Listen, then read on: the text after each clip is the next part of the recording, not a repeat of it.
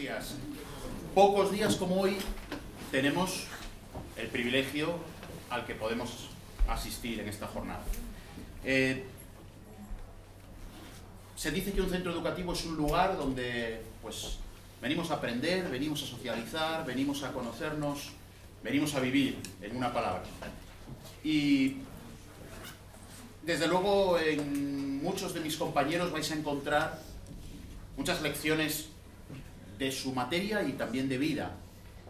Y hoy hablaremos de historia y de vida, nos hablarán de historia y de vida, pero pocas veces tendremos el privilegio que hoy, con el que hoy nos honran nuestros invitados.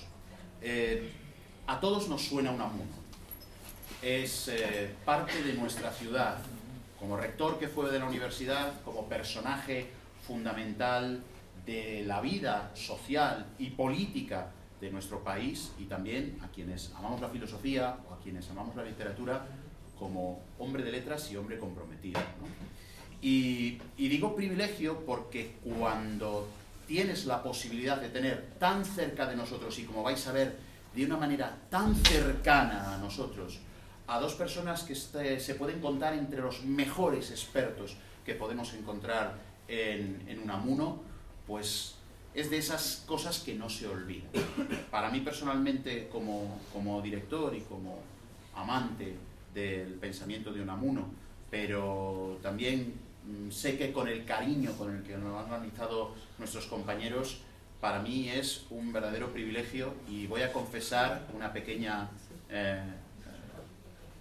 conversación que hemos tenido justo en el momento en que he tenido el placer de conocer a Jean-Claude y a Paulette, cuando me han dicho, van a estar todos los alumnos de bachillerato. Le he dicho, no caben todos en la sala, y me han dicho, volvemos mañana.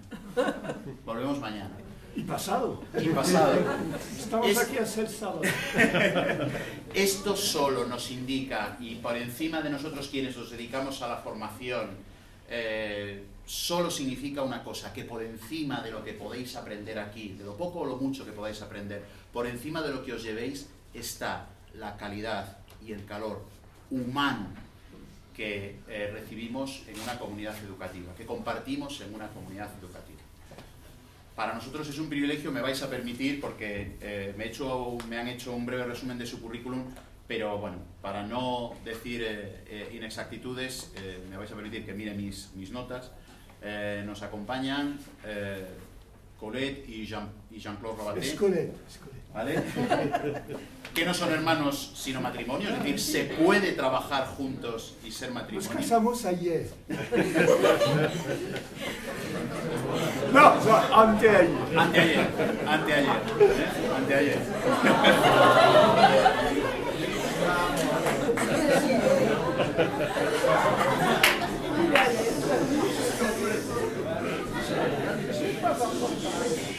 Bueno, pues son dos extensas autoridades.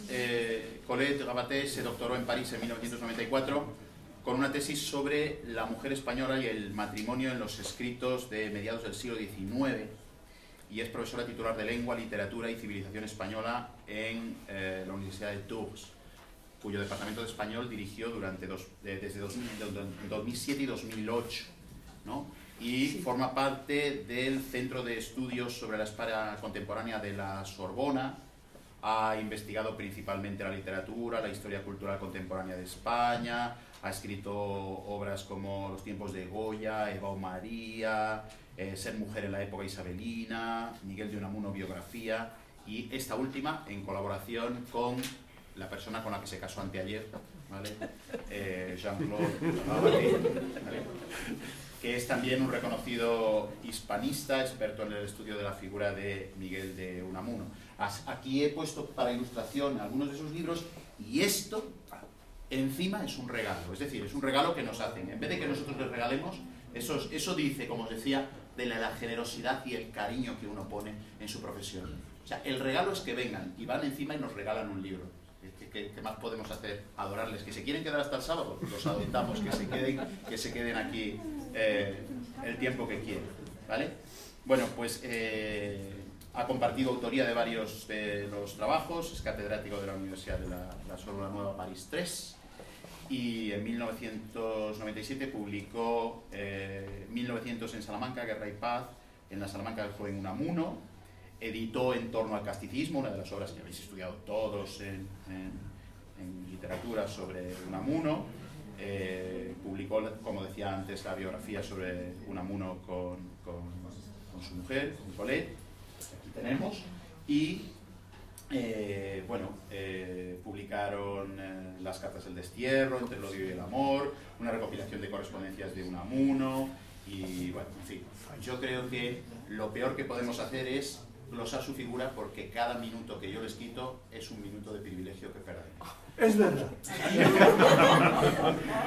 Así que os pido que con la máxima atención y con el máximo cariño, pero también con todo el afecto que caracteriza a nuestra comunidad de Lies Venancio Blanco, les demos un afectuoso y cariñoso aplauso. Y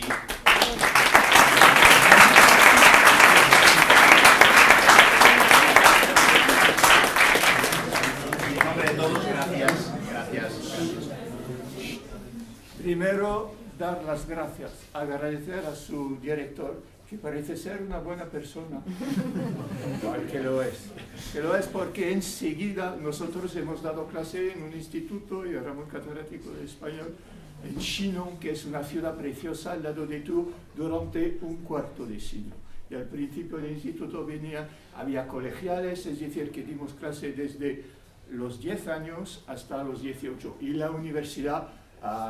Pero fuimos también a dar clase en escuelas primarias, a dar clase de iniciación español, y para nosotros son recuerdos emocionantes. Y adultos de la casa. Y adultos también de la casa de jóvenes, pero que no eran adultos, y dábamos clase cada jueves durante muchísimos años. Y para nosotros es una soy como Almodóvar. Me evoco el pasado, me pongo a llorar. Es cosa de la edad. Ya verás, cuando tenga 90 años como yo, te pondrás a llorar. Bueno, no, es que casi no tengo nada en contra de los oyentes de la tercera edad, de los que vienen de la cuarta edad, pero preferimos, yo creo, hablar delante de los jóvenes. En París, en Madrid, en Salamanca, en otros sitios, siempre andamos en búsqueda de los jóvenes, y muchas veces están ausentes. No sé dónde están, pero no vienen a ver a los Jabaté, y es una pena. Bueno, gracias a los profesores que están presentes, a Ana Chaguaceda Toledano, que es directora, una joven directora de la Casa Unamuno de Salamanca, y un día tendréis que ir a verla y a descubrir también la Casa Unamuno. Gracias a Miguel, que se mueve mucho por lo que se llama la cultura. Y la cultura no es de izquierda, como decía Unamuno, no es republicana, no es monárquica, no es de Vox, no es de Sara, es cultura. Punto final. ¿Vale? Y vamos a dar la palabra a mi esposa. ¿Vale? Bueno, es extraño que me des la palabra, porque normalmente siempre me interrumpe. Y vais a ver que no va a tardar. ¿Qué voy a decir? Voy a decir que, bueno, ¿por qué hemos venido? Bueno, ¿por qué estamos en Salamanca? Sí, no, pero es verdad que como mi esposo me siento atraída por los jóvenes, y tratar de... no hay que grabar esto. Y yo por la salud. Ya, primera interrupción. Si alguien quiere contar las interrupciones, va a contar muchas.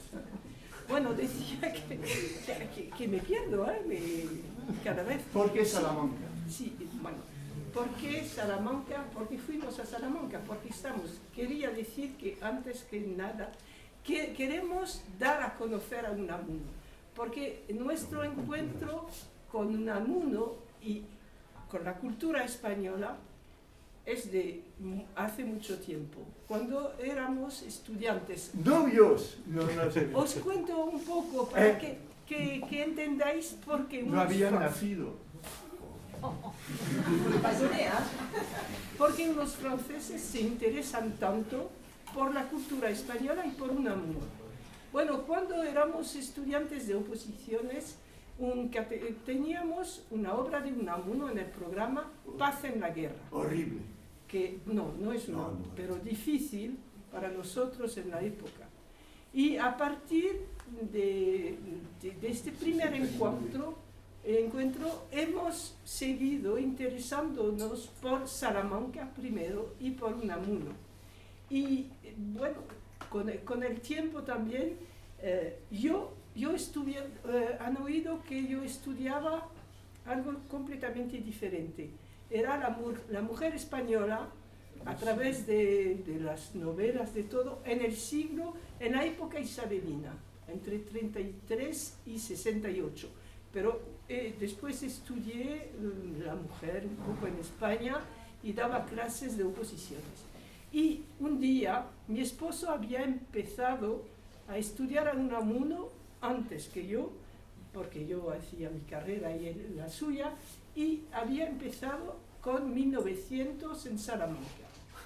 Al principio no sabía bien lo que iba a encontrar y se topó con Unamuno, en los periódicos y en todo. Y entonces se puso a escribir artículos sobre Unamuno. Yo, como muchas mujeres en muchos tiempos, en la sombra, detrás. Y bueno, yo prefiero eso. Y hasta un día en que todos le decían, pero tú sabes muchas cosas de Unamuno, ¿por qué no escribes su biografía? Y él no podía. ¿Por qué? Sí, lo intenté. Sí, pero no podías. Entonces yo le dije, yo sé poco y te voy a escribirla. Y me puse a escribir la biografía de Unamuno, bueno, porque sabía más cosas, y le dije una cosa. Siempre has firmado Jean-Claude Rabaté para las obras que publicas. Bueno, a partir de hoy yo publicaré contigo y pondré Colette. ¿Y por qué? No por ambición, no tengo ninguna ambición, se lo aseguro. Ahora, por la culpa de la edad. Nunca he tenido. Pero van a ver, soy una sentimental para mis nietos, para que sepan un día que sus abuelos habían trabajado juntos. Y a partir de ahora, ya llevamos casi 20 años trabajando juntos, y es verdad que es algo, hay que llevarse bien, a veces no estamos de acuerdo, protesta, riñe, da gritos, pero menos mal estamos en el campo y no oye nada. El uno inspira al otro y así. Estamos a punto de divorciarnos por Unamuno. ¿Qué va? No. Bueno, ¿qué puedo añadir? No, más es como Unamuno cuando le invitaban a dar un discurso, él no preparaba nada, o a veces unos apuntes, y contaba su vida en Francia, y la gente los oyentes muy defraudados. Aquí no están defraudados, decepcionados. Sí. No. Voy a hacer una pregunta, vamos a ver, muy fácil. Y después vosotros nos haréis unas preguntas. Bueno, de todas formas, a mediodía yo no como, así que me quedo hasta las 5 de la tarde sin comer. Pero bebo. No, vamos a ver. ¿Cuántos años vivió Miguel de Unamuno? Fecha de nacimiento. No. Sí. Fecha de nacimiento. No lo sabe. Fecha de muerte, la sabe. ¿No? ¿No la sabéis? Mira, ahí hay una mano. 36. Más alto. 31 de diciembre del 36. Estupendo. ¿A qué hora? ¿A qué hora? Yo lo sé.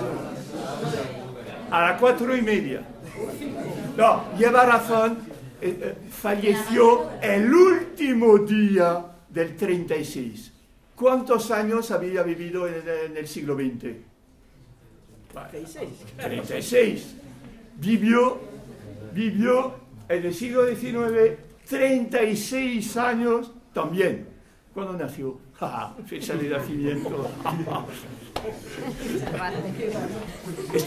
Estudia matemáticas. Vamos a ver. 1864. ¿Os acordáis de este dato? 36 años durante el siglo XIX. Y bueno, una pregunta fundamental, difícil de contestar. ¿Es un hombre más del siglo XIX o del siglo XX? No vamos a contestar. No, pero finalmente ha dado la prueba que era hombre del 20. ¿Qué queréis? ¿Vamos a haceros un recorrido de la vida de Unamuno desde la cuna hasta la sepultura?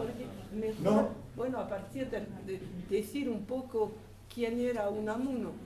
Bueno, se ha conocido primero como un filósofo.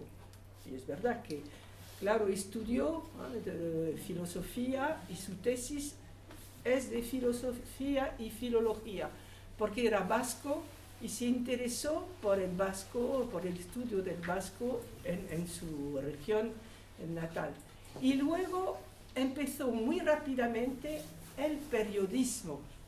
Lo que muchos ignoran es que durante toda su vida escribió unos 4.000 artículos. Más.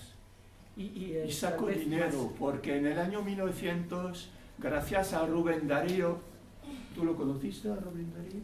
No. ¿Quién era? ¿Alguien puede ayudarla? Rubén Darío era un gran poeta que nació en Nicaragua, muy amigo de Unamuno, y gracias a Rubén Darío, a partir de 1900, Unamuno enviaba artículos a la Nación de Buenos Aires y le pagaban, no en euros, sino en pesetas, 100 pesetas. Y era 150 pesetas, y era mucho dinero para la época. Y Unamuno escribió en más de 300 diarios y revistas de toda Europa y de Hispanoamérica. Unamuno quiso viajar 12 veces a Buenos Aires. No creo que y no sea fue 12, nunca. Pero él siempre exagera. 11. No estoy segura, pero bueno. A los 16 años llega a Madrid como sí. estudiante, a los 16 años, y se va a quedar durante 4 años. ¿Dónde vive? ¿Cómo lo puedes saber? Lo puedo inventar. En una pensión, pero no hace mucho calor. Y entonces se refugia en la biblioteca de la Biblioteca Nacional. Y también la cloche a sonné. Y también en la biblioteca del Ateneo. Hace calor, bueno, Unamuno escucha, es testigo de las conferencias que se dan, y aquí viene la flor innata de la intelectualidad de los políticos españoles. Y oye discursos de Antonio Cánovas del Castillo. Ah, ¿te suena? Antonio Cánovas del Castillo. Bien. Es el gran artífice de la restauración, Antonio Cánovas del Castillo. Sí, Unamuno era una persona de una curiosidad insaciable. No se puede decir el número de libros que leyó. ¿Y cómo lo sabemos? Lo sabemos porque estamos editando al mismo tiempo su correspondencia. Hemos reunido unos 3.300 artículos de momento, cartas, unas publicadas y otras no, y a partir de las cartas tenemos idea de su vida. Tuvo 9 hijos, ¿no? Su esposa Concha, él le llama Concha a menudo, su esposa Concha, bueno, no trabajaba, y tenía que ocuparse, y le faltaba siempre dinero, ¿no? Como catedrático, a partir de 1891, es catedrático en la Universidad de Salamanca, y tenía que buscar dinero. Y acaba de casarse. Sí, y luego Concha era de Guernica, que suena a Guernica, ¿no?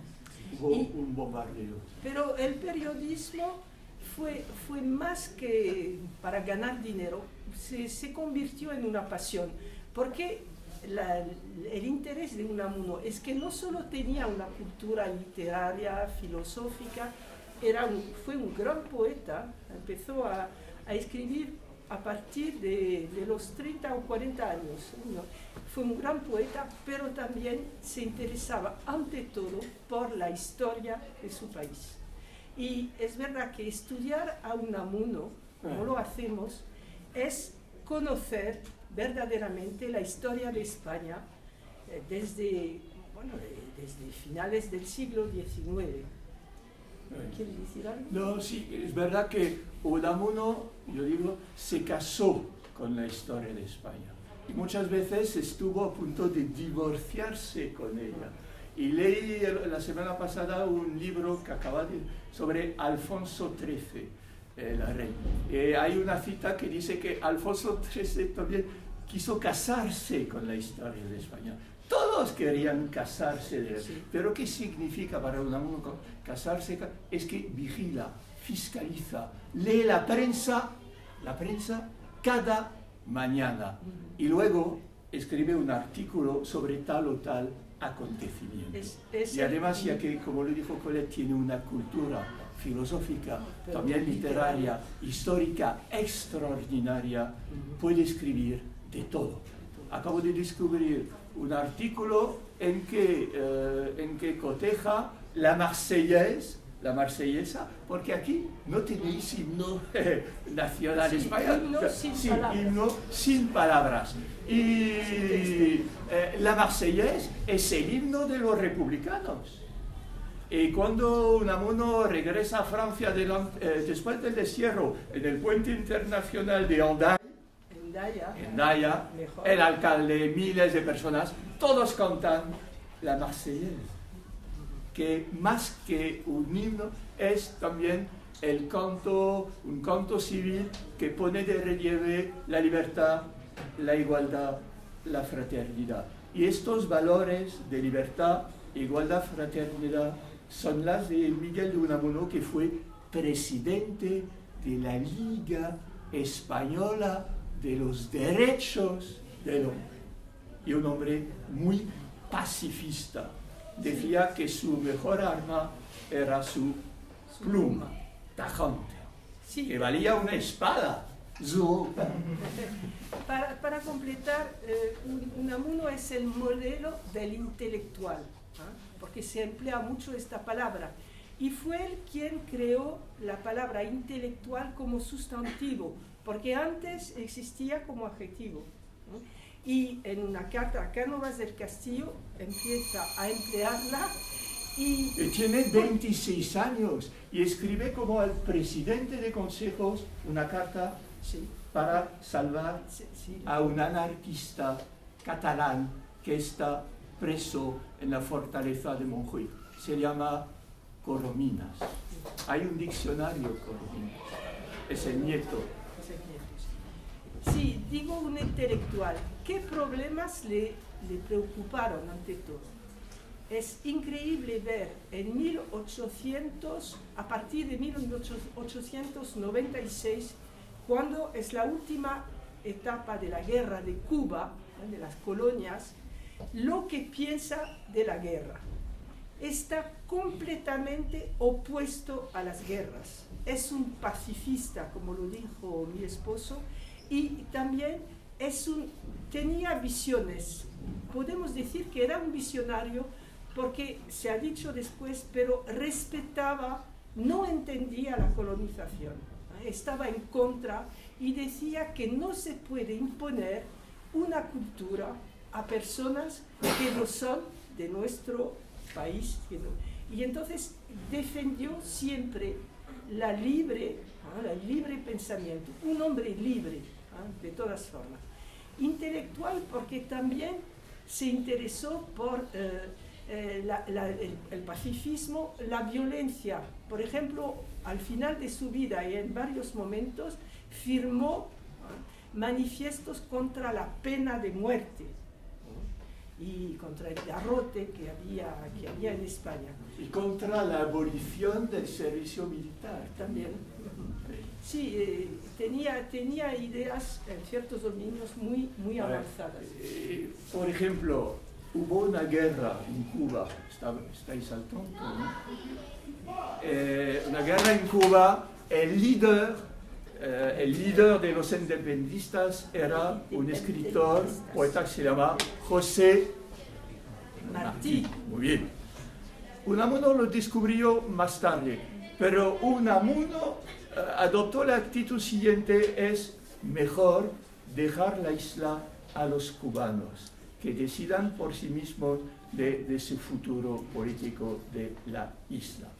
Pero en España, a fines del siglo XIX, decir que comparte más o menos las ideas de José Martí, hubieran podido echar a la cárcel a Unamuno. Sí. Luego, Filipinas, el ídolo de Miguel de Unamuno es el líder independentista que se llama José Rizal. En Madrid hay una estatua, médico, poeta, amigo de Unamuno. Unamuno le hizo un prólogo, asesinado, dice Unamuno, por la España de la Restauración.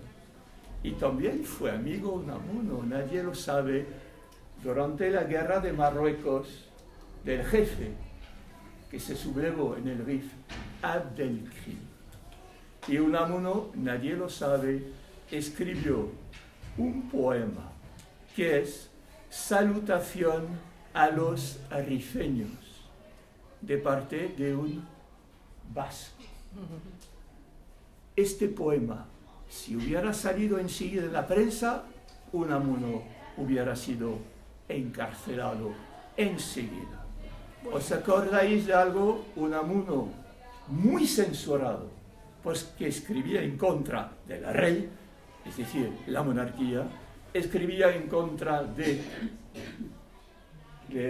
ejército Y de la iglesia.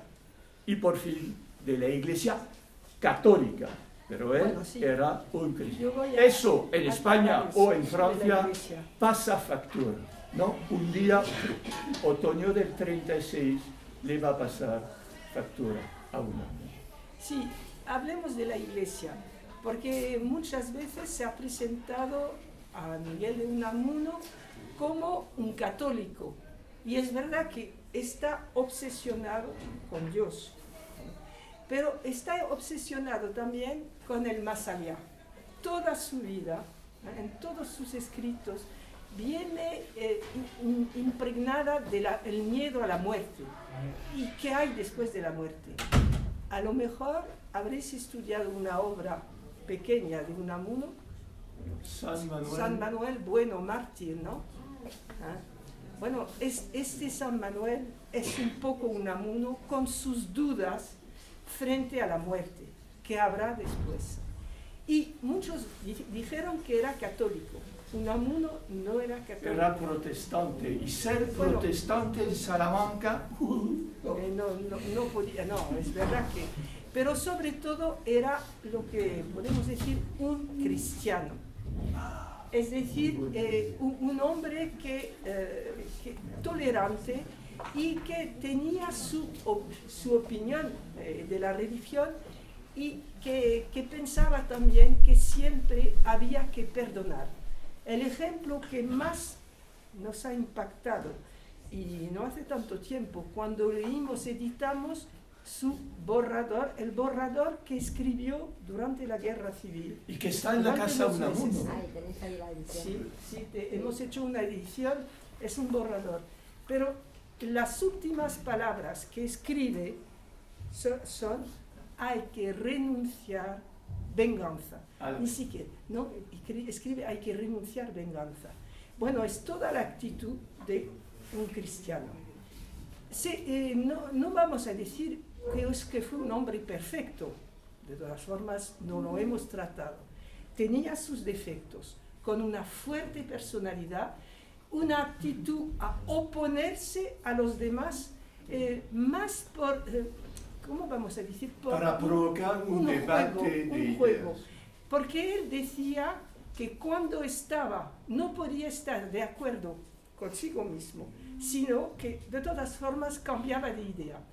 ¿Por qué? Porque estudió la filosofía, como le he dicho, y le apasionó Hegel, con la dialéctica Habréis oído hablar a lo mejor. El juego de los contrarios, su primera novela, el título es "O no tiene suerte siempre".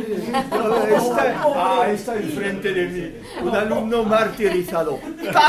Paz en la guerra, juego de los contrarios. Mostrar como siempre en cada cosa su contrario. Y es verdad que ha pasado por un hombre que manejaba las contradicciones, las paradojas, pero lo hacía para llegar, lo digo a menudo, a cierta verdad, la verdad minúscula, no con mayúscula, que era su verdad, porque a pesar de lo que se dice, y era un hombre muy pasional también, que podía reaccionar de manera muy dura, bueno, para él había una verdad, la suya, pero toleraba, ¿no?, las ideas de los demás. Y al contrario, le gustaba mucho que alguien hablara contra sus ideas, porque así podía, era una especie de juego dialéctico de las palabras. Y decía esto porque es verdad que, como cualquier hombre, cometió errores. Uno de sus errores, bueno, pero fue en el año 1909, el caso Ferrer.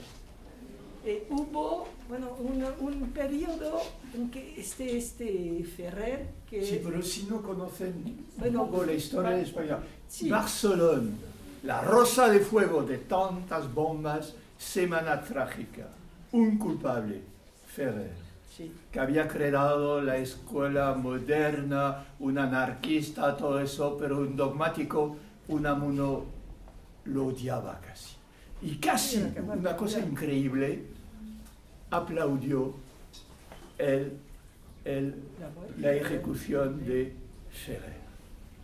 Y años más tarde... Bueno, lo criticaron mucho, por eso, bueno, claro. sí, Que en no Francia, en España había manifestaciones pro Ferrer y Unamuno en contra. Pero años más tarde salió un artículo de Unamuno, el título es Confesión de culpa. No, confesión y de Unamuno, culpa. como se dice en francés, battait sa culpe. Sí, sí. Sentía mucho esta actitud. Sí, y dijo que se había equivocado. Y el segundo momento que os va a interesar, seguro más, es durante la Guerra Civil.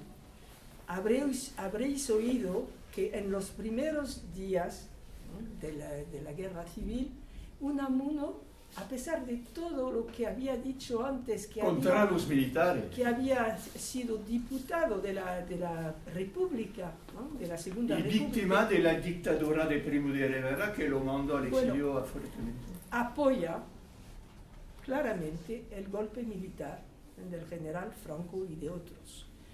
Y esto le ha quedado como una etiqueta durante mucho tiempo, porque se ha dicho que había cambiado de que era un campo fascista. y que Hace era pocos años leí un artículo muy interesante de una compañera mía, una investigadora de Nueva York, Unamuno fascista. Punto de interrogación se dice. Sí. Pero en Salamanca, en España, ¿es fascista o no Unamuno? Porque hubo lo del ayuntamiento. Concejal, ¿cuánto tiempo? 2 días. ¿Cómo lo sabemos? Primera foto del nuevo, ¿cómo se dice? De la nueva corporación del ayuntamiento. Está Unamuno. 2 días más tarde, misma foto, mismo lugar, no está Unamuno. ¿Dónde está? En casa. Ha entendido algo. Ya no es concejal y no verá nunca al ayuntamiento. Unos hablan de 2 rectorados de Unamuno, falso, fueron 3. El último nadie lo comenta. Sigue siendo rector del general Franco desde principios de septiembre hasta el 12 de octubre, donde él fulmina. ¿Qué hizo Unamuno durante estas semanas? Unos dicen que fue presidente de un comité de depuración, pero el comité de depuración, el decreto es el mes de noviembre. La los única maestros persona republicanos. que investigó el tema es mi esposa. Bueno, y hay que tener mucha paciencia porque hay Sí, que ojear hay que leer muchas cosas. en la universidad Bueno, el libro. Unamuno, entonces, sí. Primero, como le he dicho, apoyó el golpe, pero muy pocos días, porque conforme pasaban los días, y porque lo aprobó, me van a decir, un republicano. Había mucha violencia en España, hay que decirlo, con las elecciones del Frente Popular y antes, y muchas, por ejemplo, en las iglesias. Os he dicho que no era católico, pero no aceptaba la violencia. No aceptaba la quema de los conventos, Unamuno, quitar los crucifijos, y todo eso no lo Era un había hombre aceptado. profundamente religioso. Se había alejado de la República, lo había decepcionado. Y hay una frase muy conocida, dice primero, me duele España, pero lo dice en varias ocasiones, y dice, me duele en el 33, me duele la República. La República no corresponde a sus ideas, a lo que pensaba.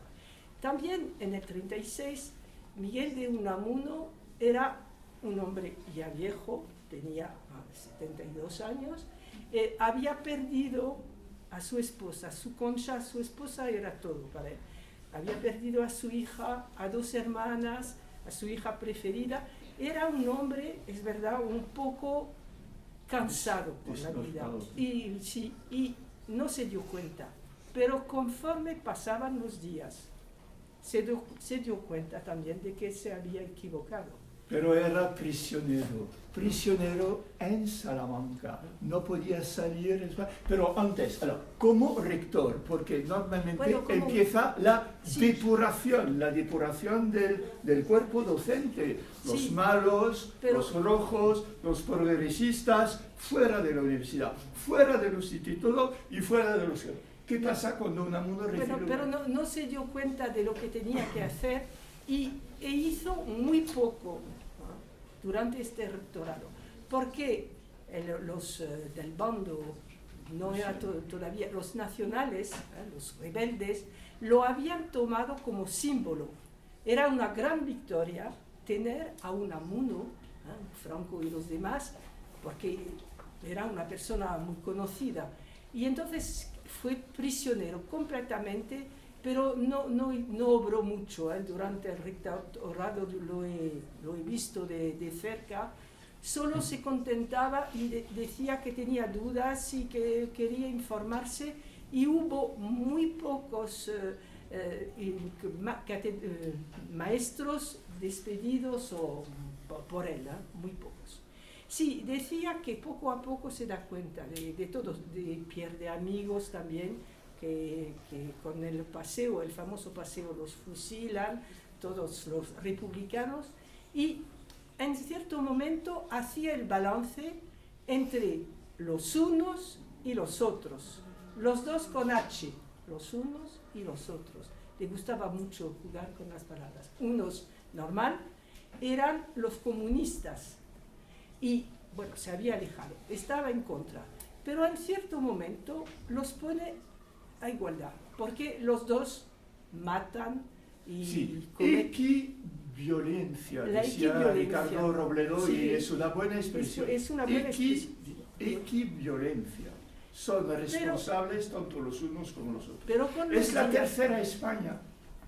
Es ciudadanos. Es trafico. Lo que queda de ciudadanos. Pero bueno, sí, y conforme pasan las semanas y su borrador lo había llamado el resentimiento trágico de la vida. Vamos a ver, porque había escrito el sentimiento trágico de la vida. No, una anécdota. Hace pocos años que no soy historiador de profesión. Soy hispanista y enseñé, sobre todo es verdad, la civilización, pero un historiador francés muy bueno, muy prestigioso y discípulo de Fernand Braudel, escribió un libro, Le ressentiment dans la vie des peuples, el resentimiento, y no conocía a Unamuno. Es decir, que nosotros, los franceses, con Alemania, hubo 1, 2, 3 guerras que provocaron resentimiento. Me acuerdo de mis abuelos que hablaban mal de los alemanes. Y este historiador probaba, por ejemplo, hoy, Rusia, Ucrania, se explica también por resentimientos. Las guerras, ¿qué dice Unamuno? Unamuno dice que los españoles es un pueblo de resentidos.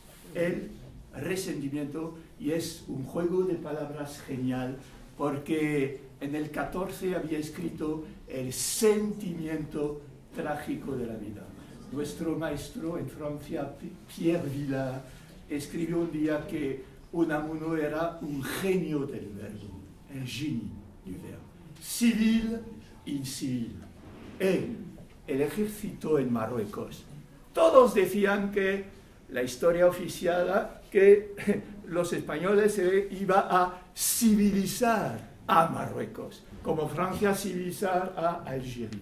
Unamuno no, civilizar no, escribió sifilizar. ¿Sabéis lo que es la sífilis? Una enfermedad que los soldados traían a los marroquíes, a los del Rif, pero no era. Es genial. Te obliga eso a reflexionar. ¿Me y tú tienes que reflexionar. terminar con los demás y los también. otros? Bueno, ¿están cansados? Sí, ya, vamos a comer. No. Bueno, yo decía equiviolencia. Unos y otros ya empieza a no soportarlos. Y a partir de cierto momento, de ciertas acciones de violencia, y sobre todo a causa del papel de la Iglesia española, porque la Iglesia española estuvo del lado de Franco, de los rebeldes, y lo que no podía soportar, como no lo soportó también en Marruecos, es que hablaran de cruzada. La guerra civil entre los de Franco era una cruzada. Y contaba que en la catedral de Salamanca había un Cristo, el Cristo de las batallas. Y este Cristo Unamuno lo detestaba, porque decía que no podía hacer guerras con las cruces, y que era el maridaje del altar y del trono. Y eso ya, por los años 20 en Marruecos, Unamuno lo denunció. Sí, lo había denunciado. Entonces empieza a reflexionar y se dice que no es posible apoyar a los otros con H, y en el resentimiento he tardado no sé cuántos, varios años en estudiarlo, y hay una evolución. Y yo también. Sí, Bueno, tú, yo tengo mala fama. un poco menos. Pero bueno, al final va a decir peores los otros que los unos. Es decir, que reconoce que los rebeldes son peores hasta que de los republicanos. Y termina también diciendo peores los unos que los otros, y piensa finalmente que se ha equivocado. Y como decía, como cristiano, el segundo, he hablado de una primera equivocación, no sé qué decir, y la segunda fue la guerra civil. Y al final escribe, por fortuna, hemos recuperado unas cartas de Unamuno a un pintor que se llamaba Quintín de Torre. Un escultor. Escultor, sí. Nosotros no hemos recuperado nada, ya no habían sido editadas. No, hemos recuperado, utilizado las cartas, y dice, qué ingenuo fui en pensar que el general Franco iba a salvar a España. Porque al principio, es verdad, tenía cierta atracción. Y bueno, yo digo siempre que Unamuno cometió errores, pero yo quisiera que todos los españoles supieran que fue un gran hombre, uno de los mayores intelectuales que habéis tenido.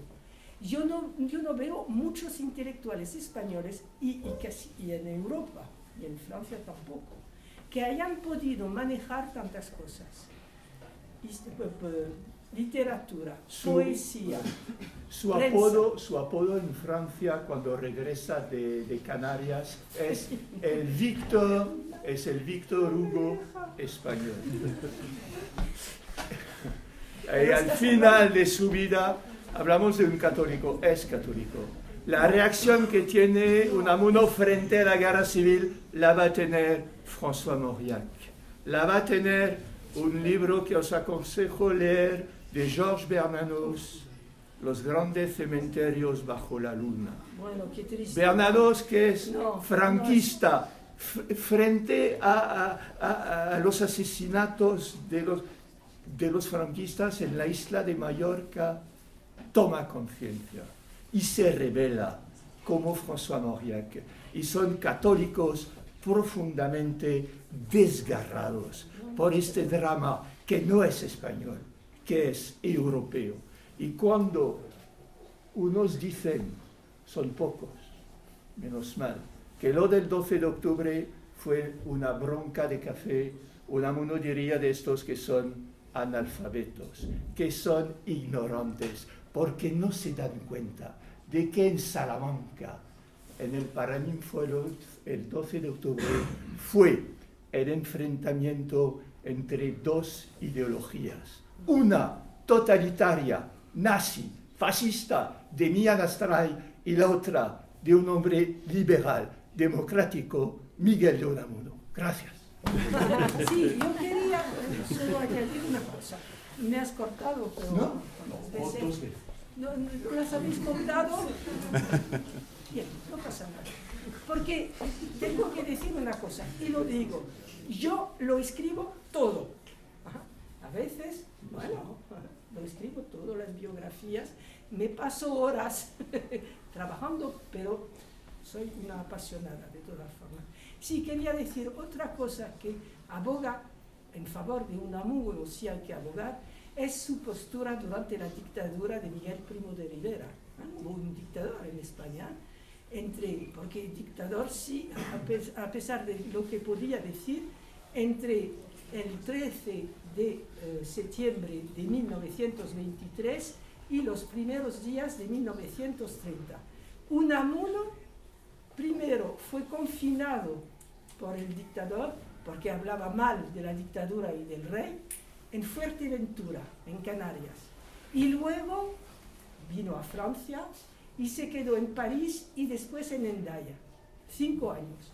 Y se puede decir que es una de las figuras simbólicas de la resistencia a la dictadura. Y esto, claro, yo decía que es un intelectual por su ¿cómo podríamos? Yo no sé cómo decirlo, sus ideas políticas, que defiende también la libertad de cada uno. Bueno, van a pensar que sabemos que Unamuno tenía sus defectos, pero me parece, lo digo con mi esposo, que no se conoce bastante a Unamuno. Sí. Se conoce, sí, los periodistas, los hombres políticos. No lo habréis notado, porque a lo mejor no os interesáis por la política, muchas veces sacan frases de Unamuno, porque tenía el don de escribir, de las fórmulas. Pero lo que hay que comprender es que siempre hay que poner las frases en su contexto. Pero ahora también, y vosotros que, bueno, os interesáis a lo mejor por la política, tenéis que pensarlo bien, que una frase siempre hay que comprenderla en su contexto, porque todo se puede cambiar, y entonces hay que tener cuidado. Bueno, Sí, y también para completar, mejor hay que conocer la historia. Hay que conocer la historia, vosotros tenéis que conocer la historia de España. Y mejor se conoce la historia de España, mejor se aprecia lo que pasa hoy. Y hoy. Es que el pasado es verdad que lo explica todo hoy. Un último correo que tengo de uno de los últimos inmigrantes, refugiados republicanos de Inglaterra, me escribió: en España la juventud no sabe bastante de la historia, no conoce bastante pero se podría decir también de los adultos. Eso explica que a veces tienen una actitud, como en Francia, claro, una actitud un poco destortada, porque os falta, pero nosotros tampoco somos especialistas de la historia de España, pero sin conocer un mínimo la historia de España no se puede leer a unamuno, no se puede comprender a unamuno. Es que es verdad, había en la exposición de entrada una pajarita, ¿sabéis todos que una abuela? Y un historiador que vino, un amigo nuestro que vino de Madrid, dijo a Colette: ¿sabes lo que falta? En medio de la pajarita, la palabra España. Sí, porque España. Y lleva razón, porque la obsesión de Unamuno es España, pero no es Millán Astray. Su obsesión era también España, pero era un patriotismo en vez de ser excluyente, que excluye al otro, al turco, al portugués, al francés. Es un nacionalismo que puede mañana integrar a los demás. Eso se llama, estoy emocionado, pero cuando nosotros cruzamos hoy los pueblos del sur de Francia, donde cerca está enterrado Manuel Azaña, cerca de Toulouse, que es la capital, que fue la capital antifranquista de España, en los pueblos, en los ayuntamientos de los pueblos, podemos leer una frase de Jean Jaurès: une seule race, l'humanité, una sola raza, la humanidad. Bueno. Y nadie lo sabe, pero 10 días, unos días después de la llegada de Unamuno a París, unos amigos progresistas y izquierdistas se dicen: hay un homenaje a Jean Jaurès. Último día del mes de julio de 1924, hace 10 años que Jean Jaurès fue asesinado. Y es un homenaje a Jean Jaurès. Y Unamuno, en París, en el Trocadero, con otros oradores, pronuncia un discurso magnífico a Jean Jaurès. Une seule race, l'humanité. ¿Qué le parece? Yo voy a terminar con un consejo. Pero bueno, es difícil de aplicar muchas veces. No hay que mirar la historia de nuestros países a partir del presente, porque no sabemos cómo hubiéramos en la guerra civil y en Francia, cuando hubo invasión de los alemanes, la Segunda Guerra Mundial. Bueno, te dicen que esta persona no sé por qué no fue, no resistió. Pero bueno, no se puede. Tenéis que acordaros de esto. No hay que mirar la historia, el pasado, a partir de nuestro presente. Porque no podemos vivir lo que han vivido. El 18 de julio nadie sabía que habrá una guerra civil. Si habría una guerra civil. Y nadie podía saber que iba a aparecer un general que iba a quedarse casi 40 años. No lo sabía nadie. De la misma manera que cuando uno está en París o en Honday, no sabe cuánto tiempo va a durar la dictadura de Primo de Rivera. Y está angustiado porque pensaba que iba a durar 9 meses, un año, y fueron casi 6 años. Bueno, sí, preguntas, porque hemos hablado demasiado, creo. Hemos hablado demasiado. No se ha dormido. Porque Unamuno decía: quiero despertar al dormido. Sí. Agitar los espíritus. Agitar. Bueno, te ha tomado como estabas en el buen sitio, pero nadie. Bien. Él dijo: es que no hemos venido con imágenes, con fotos, nada. Nada en los bolsillos, nada en una pistola. Como en el siglo XIX. A ver, una pregunta a mi esposa. ¡Oh, qué barbaridad! Que si ahora en la actualidad Unamuno en Francia es relevante. No mucho. te tengo que decir que hay dos chicas que han hecho tesis. Mi esposo estaba en el tribunal, pero sobre la literatura, pero bueno, es verdad que no tiene gran repercusión y mi sueño sería publicar una biografía reducida en francés. Y no digo que me traduciría porque domino el francés casi, bueno, como el español, bastante. Pero creo que los franceses, algunos no saben, pero entre las personas cultas. Pero por los años 20 era comparado con Victor Hugo. Y hubo una acogida triunfal en París, antes en el puerto de Cherbourg. Mandaron cámara, televisión y todo, porque Unamuno fue un aliadófilo. Y durante la Gran Guerra escribió muchísimos artículos en la prensa francesa en favor de Francia. Un hombre muy conocido y comparado con Victor Hugo. Y hoy, desgraciadamente, y se lo conté al corresponsal del País en París, pero por favor tienes que escribir un artículo sobre Unamuno. Hoy en el País viene una entrevista a Bernard-Henri Lévy, que se toma por ser un intelectual con la camisa blanca y todo eso, pero no es Unamuno. Pero ojo, Unamuno, para completar lo que dijo Colette, fue un hombre muy mediático.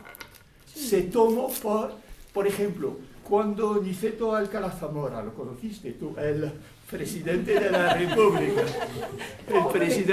República, hace un interview, cuando sale y está al lado de Unamuno no lleva su traje cualquiera, ha sacado una corbata a rayas, es la corbata para las entrevistas. En París, traje civil, sentado este mítico bar Brasserie La Rotonde, a donde va nuestro presidente hoy, Emmanuel Macron. Es emocionante. Los lugares de París, de Montparnasse, siguen en vida la brasserie. Cada tarde, de las 2 de la tarde a las 3, Unamuno estaba sentado aquí. Pero ojo, cuida de su indumentaria. Y lo cuenta en este relato cómo se hace una novela que no quiere cambiar de calcetines, que Concha quiere. Es tacaño, no es verdad. No es tacaño, es que no le gusta gastar dinero, es totalmente diferente. Pero se crea la imagen de un intelectual y va a ser el primer intelectual europeo del siglo XX. Pero repito que siento mucho que en Francia no lo conozcan más. Y en España también. En Italia, me gustaría que lo conocieran más. Ana Chaguacera tiene un tesoro, lo repito, pero en su casa, que es nuestra casa, Unamuno recibió cartas de 9.000 corresponsales, casi la ciudad como ciudad Rodrigo, ¿no? Fíjate. ¿Cuántas cartas son? De todo, un montón. De los más famosos escritores o políticos de Europa o de Hispanoamérica, pero también de gente humilde, de personas que están encarceladas. Hay muchas, es curioso. Y es una mina, es un tesoro, y eso forma parte de vuestra historia, que es también la nuestra, porque soy europeo, Erasmus. Hasta otra vez. Bien, se atreve. Tú nunca lo has tirado.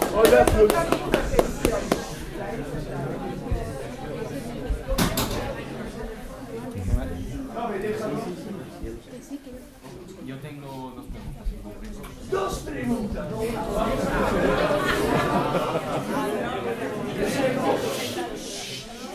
¿Cuál fue la principal causa de la que surgió esa pasión que vosotros tenéis hacia Unamuno? La causa principal. Pasión, La pasión vuestra por investigar a Unamuno. He dicho que sí estudiamos paz de la guerra y bueno, luego es verdad que al empezar a leer más a Unamuno cada vez más nos Y interesa. venimos como novios aquí Y en te Salamanca. digo que no era de Unamuno, bueno, seguía los trabajos de mi marido y me ha apasionado tanto que puedo decir que como siempre he sido una muy buena alumna estudiosa, bueno, no soy un genio. muy buena. Sí, he sido una buena alumna. Yo leo todo lo que puedo y cada día de Unamuno. Te puedo decir, bueno, es una pasión, es verdad. Es una Porque pasión. es un hombre admirable, ¿no? Para mí. Es una pasión española. Te voy a contar una anécdota. Yo era alumno de instituto, 16 años, 17 años, los años 60. De repente una película, Morir a Madrid. Un documental republicano precioso. Y en la sala había muchos hijos de republicanos, no españoles. Y a la salida, cada uno, todo el mundo lloraba. Era genial, claro que era de propaganda entre comillas. Hoy se diría Abascal es un líder político, no tenemos a Le Pen, vosotros son hermanas. Diría que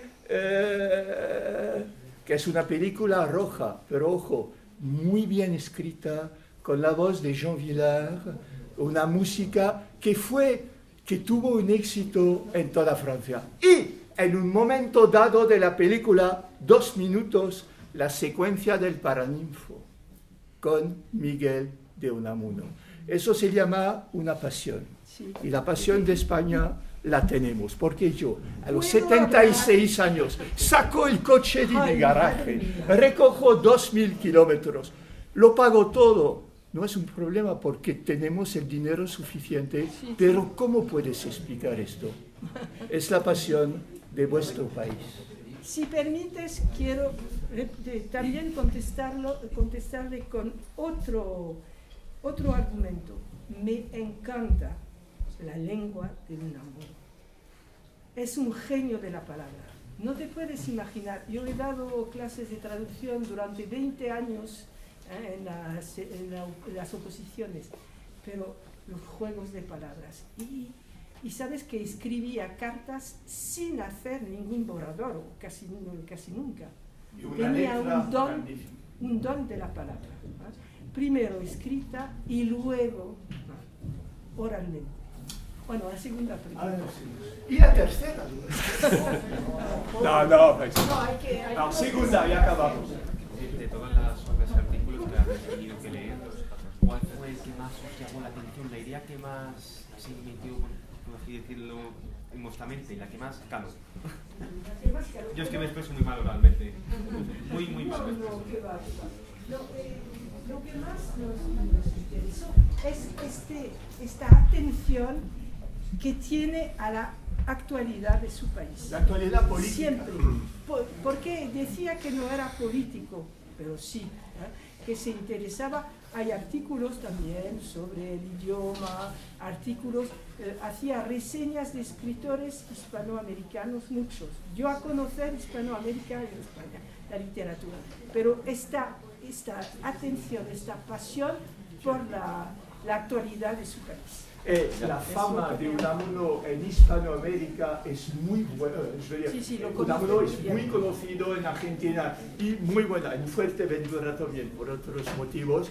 Pero es verdad que en Francia, en Italia, en Europa, hoy se desconoce demasiado.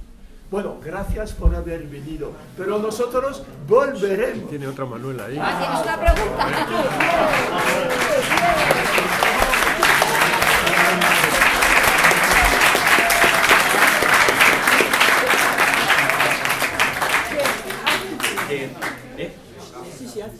Que hemos podido escuchar la teoría de que Unamuno no murió de muerte natural, sino que fue asesinado. ¿Qué opináis sobre ello? Ahí nos vamos a quedar hasta el fin de semana. Le voy a contestar muy rápidamente. No tenemos ninguna prueba fehaciente de que haya sido asesinado. Bueno, unos quisieron darse un poco, bueno, lo veo así, puede ser, pero no tenemos pruebas. Y cuando no tenemos pruebas, mi marido dice que no somos historiadores, pero tenemos un rigor que hace que no podemos, ¿no?, aceptar esta idea. Porque también era un hombre ya de cierta edad y puede ser que haya sido un derrame cerebral. Entonces, no podemos aventurarnos.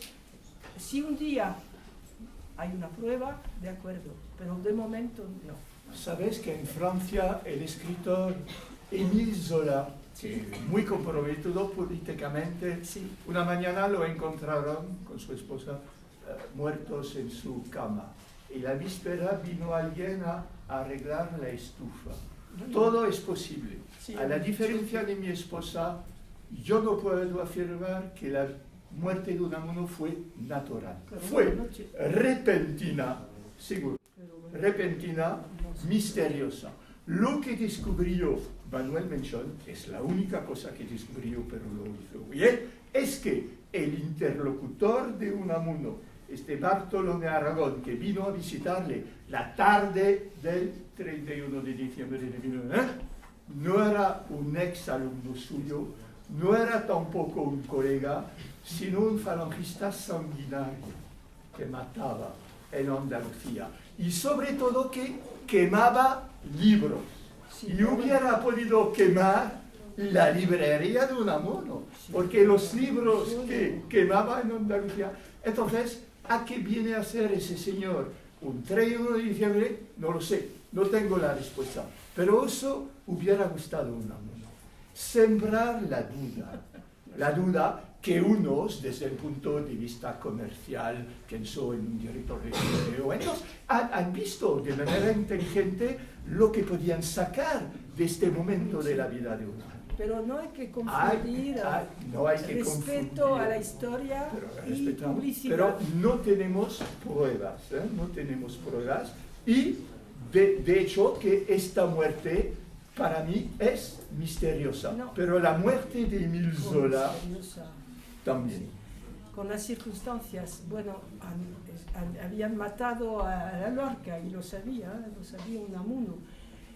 Habían fusilado, pero bueno, no Pero sabemos. sabes que eso... Si lo supiéramos y si hubiéramos escrito algo sensacional... Nos había caído el día Sí, antes, sí, o la tarde sí, antes. sí, ya no. Y bueno, hubiéramos vendido muchos más libros. Pero- y como dice mi esposo, si hubiéramos encontrado una novia o Una querida, seríamos millonarios. Porque todos están pero una buscando. querida la tuvo España. Sí, España. pero ¿Vale? otra no. Hasta la Bueno. fecha. Bueno, Ah, hasta la la pregunta. Está bien. Ah, no.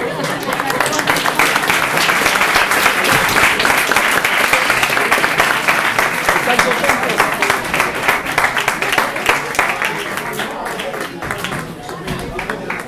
Bueno, esperad un momentito.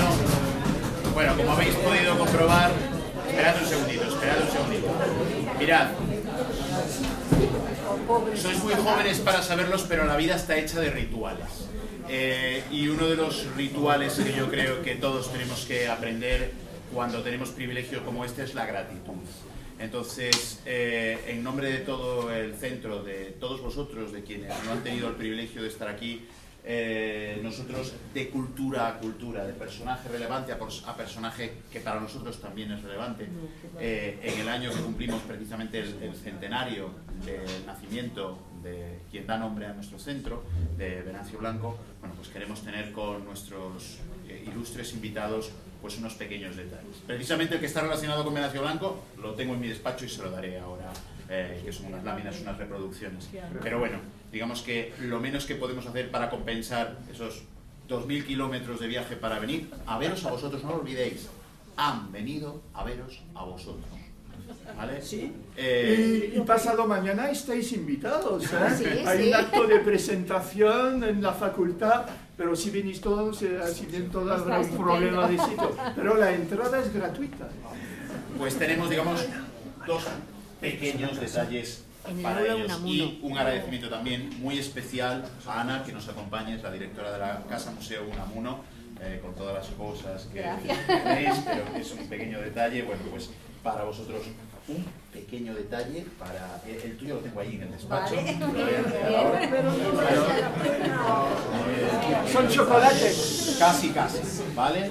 Y este es, a ver, esto es un pequeño, muy pequeño detalle. Son esas cosas cariñosas que vienen de vosotros. Estamos todavía en enero, así que estamos todavía en época casi de felicitar el año nuevo.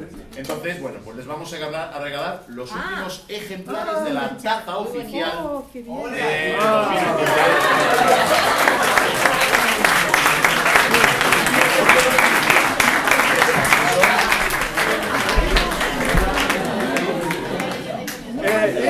Y volveremos. La semana próxima. No, y volveremos. Es bonito. Es Papá Noel.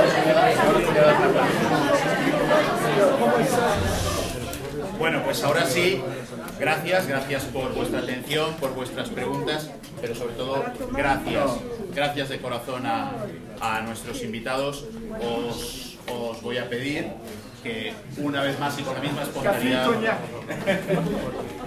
pues despidamos a nuestros invitados con un afectuoso aplauso. Bueno, gracias.